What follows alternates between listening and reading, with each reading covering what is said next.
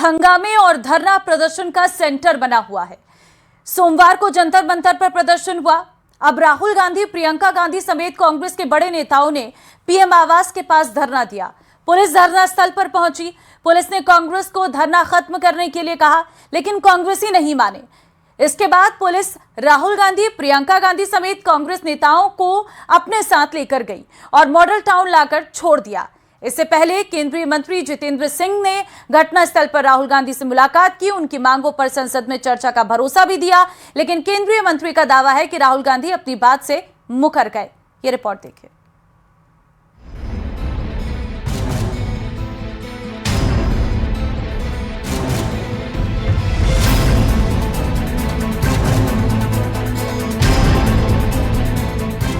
देश की सियासत में आज जो नजारा दिखा वो दशकों बाद सामने आया।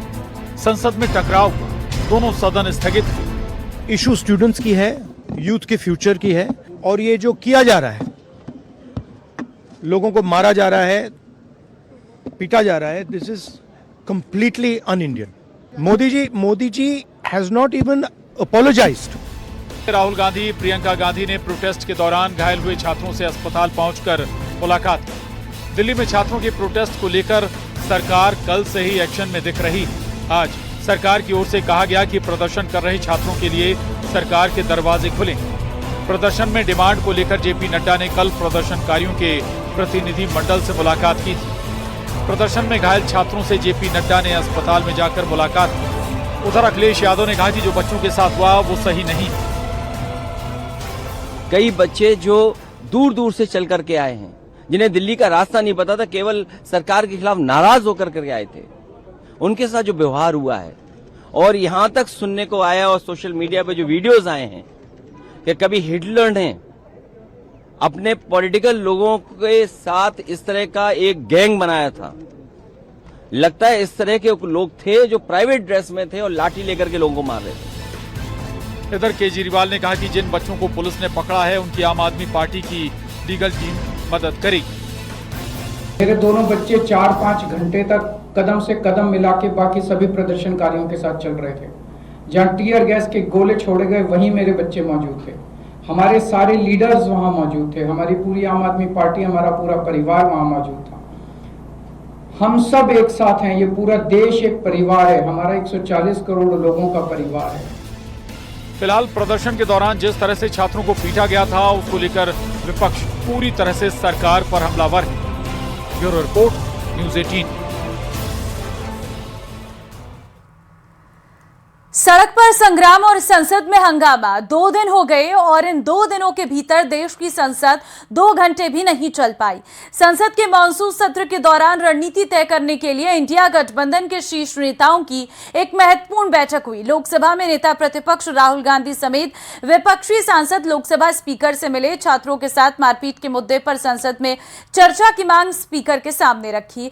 छात्रों के मुद्दे पर एनडीए ने भी बैठक की, जिसमें प्रधानमंत्री मोदी ने चर्चा की। नीट पेपर लीक को लेकर प्रधानमंत्री मोदी ने कहा कि जिम्मेदार लोगों को जवाबदेह ठहराया गया और अब दोषियों को सख्त सजा दी जाएगी। लेकिन सवाल अब भी यह है कि अगर संसद में ऐसे ही हंगामा चलता रहा तो काम कब होगा?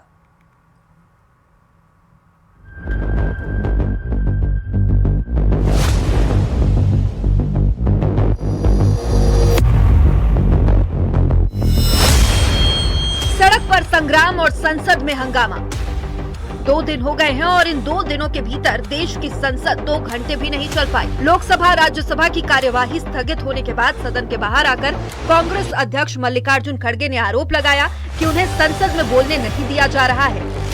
हमारे जो स्टूडेंट्स पेपर लीक और नीट एग्जामिनेशन के बारे में जो आवाज उठा रहे हैं, उनके ऊपर लाठीचार्ज किए, टीयर गैस किए, उनको हॉस्पिटल में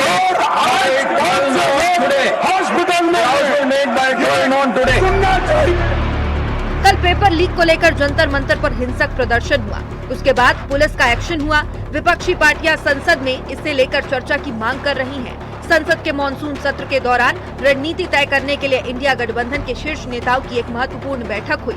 लोकसभा में नेता प्रतिपक्ष राहुल गांधी समेत विपक्षी सांसद लोकसभा स्पीकर से मिले, छात्रों के साथ मारपीट के मुद्दे पर संसद में चर्चा की मांग की और स्पीकर के सामने ये मांग रखी गई। स्पीकर के पास गए हम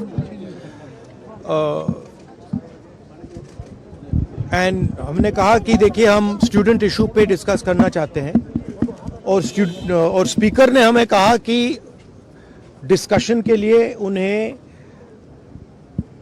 सरकार से पूछना है। राहुल जी लगातार इस मुद्दे को उठा रहे हैं काफी समय से, ये कोई नया मुद्दा नहीं है, लेकिन इशू ये है कि ये बार बार हो रहा है और इस पे कोई कार्रवाई नहीं होती है। मुझे याद है जब मैं यूपी में काम कर रही थी तो जो पेपर लीक हो रहे थे वो एक दो जो एकदम जो नीचे वाले अधिकारी हैं उनको आपने अरेस्ट कर लिया या 2 दिनों के लिए रख लिया थाने में, उसके बाद बात वहीं पे रुक जाती है। किसी पर कार्रवाई नहीं हुई है, किसी पर कोई ठोस कार्रवाई नहीं हुई है। छात्रों के मुद्दे पर एनडीए ने भी बैठक की, जिसमें प्रधानमंत्री मोदी ने चर्चा की।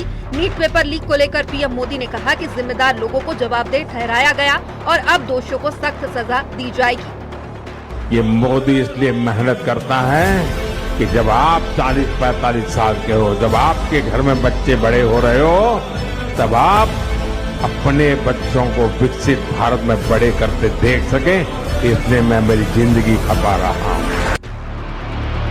नीट मुद्दे पर पीएम मोदी ने सख्त संदेश देते हुए कहा कि पेपर लीक जैसी घटना दोबारा न हो, इसके लिए सरकार बेहद संवेदनशील है। अखिलेश यादव ने सरकार पर निशाना साधा है। अखिलेश यादव ने कहा कि केंद्रीय मंत्री से बीजेपी इस्तीफा नहीं मांग रही, बीजेपी को अपने दबे हुए राज खुलने का डर है। प्रधानमंत्री जी ने अपील भी किया है कि उनका जो सजा है उसको सख्ती से सख्ती सजा कैसे दिया जाए, उसमें सारा टॉप क्लास के वकील लोग भी साथ दें, ताकि जो पेपर लीक जैसे पाप काम किया है उन लोगों को घोर सख्त सजा मिले और आगे पेपर लीक नहीं होने के लिए सख्ती से जो कदम उठाया गया है उसके बारे में भी प्रधानमंत्री जी ने जानकारी दिया। भारतीय जनता पार्टी अपने मंत्रियों पे और संगे साथियों पर इसलिए दबाव नहीं बना पा रहे हैं और इस्तीफे का दबाव इसलिए नहीं बन पा रहा है क्योंकि वो जानते हैं अगर इस्तीफा दे दिया तो दबे हुए राज भी वो न खोल दें। इसलिए भारतीय जनता पार्टी अपने किसी संगी साथी मंत्री पर दबाव नहीं बना पा रहे हैं और वही कारण है जिसकी वजह से इस्तीफा नहीं हो रहा है। कुल मिलाकर संसद के मॉनसून सत्र का दूसरा दिन भी हंगामे की भेंट चढ़ गया है। अब ये हंगामा कब तक चलेगा कुछ नहीं कहा जा सकता। अगर ऐसा ही चलता रहा संसद में काम कब होगा। Bureau report, news 18।